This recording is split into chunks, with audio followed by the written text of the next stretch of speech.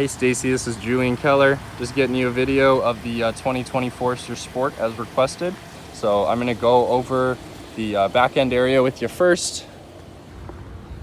Okay, so this thing might not have a power rear gate on it, but the rear gate still opens up very easy. It just takes a little bit of effort and then it does the rest by itself.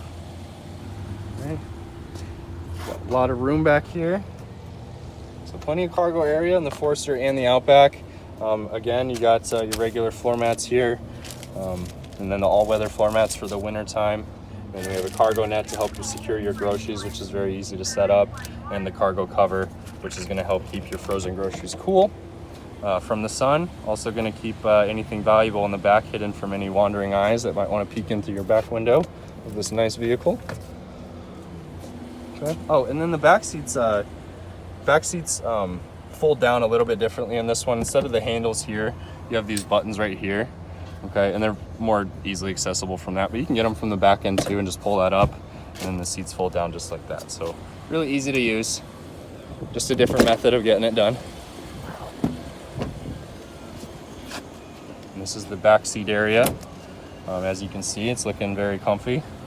Got plenty of room back here for tall people, including myself, so I'll go ahead and sit back here. You got these rear vents pointing to the back too, which are going to help you out. That's nice to see. We got two more USB ports back here. Anyone in the back seat needs a USB port. Also, something that's unique about these Foresters is going to be these double pockets. So I've not seen that on a lot of cars, but that's something that a lot of people have been pointing out on the Forester that they think is pretty cool. So double pockets in the back.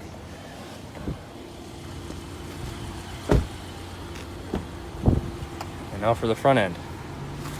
So you're gonna have more buttons to play with on this one than you did on the Outback, right? So we got the buttons for the heated seats, auto vehicle hold, X mode, and AC, okay? Some people prefer it that way. I honestly don't notice a huge difference. I think once you get inside a vehicle and you get used to it, it all just becomes automatic anyway. So yep, you have those options there for buttons. And then on the screen here, just go home, you can hook up your phone Bluetooth, right? Make outgoing calls, take incoming calls, end calls, have your contacts uploaded, save your favorites, do texting. And settings. Still got a lot of settings in here.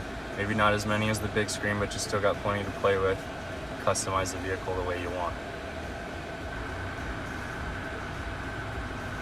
Okay.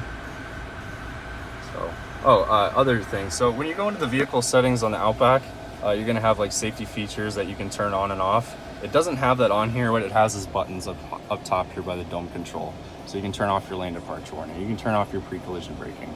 I don't know why you'd ever want to really turn these off when you're driving, but you can. And then you got other things down here. You can turn off traction control, the auto start stop, which is always going to be on by default. Most of the safety features are on by default, but you can turn it on or off if you decide you want to for a little bit. Okay, and then these down here are going to allow you to sift through the display up here, select different things. You got tire pressure, miles per hour, that's usually what I keep it on. And then again, this one has the lane centering on it, so cruise control on, comes on up there, as well as on up here. And then you get to, then you just set it by flicking that toggle downward, and then you get to select your speed, and then lane centering is just as easy as pressing that button and it's on. So you can do all that in a few seconds. Once you get used to it, it is very easy to use, and it pretty much just becomes automatic. And then in this one, remember, you have the Sport Sharp and Intelligent mode, so this is going to help you save fuel, so the car's always on default. If you need to get more driver response out of the pedal, you can use this. You can use the Sport Sharp mode, and it'll open up the throttle for you. All right. Let's see what else I can go over with. Oh yeah, of course, the moonroof on these. And yeah, remember, the moonroof on this is probably 50% bigger than it is on the Outback. It actually makes it all the way, starts to make it all the way into the back seat. Okay, so you got plenty of sunlight on these. That might be something that's important to you. But yeah, both of these are amazing vehicles. They're both extremely comfortable on the inside. Again, the seats are adjustable several different ways. You got up, down, back, forward, tilt the seat back, and then the lumbar support for the lower part of your spine that expands and compresses inward, right, to give that lower part of your spine some support. One last look at the inside of the front end. a little bit. So, I mean, these are both amazing vehicles. I know why it's a tough choice, and hopefully these videos are helping you out a little bit. So I'm looking forward to seeing you Saturday, Stacy. If you need anything else on the Forester or the Outback, don't hesitate to tell me. Thank you.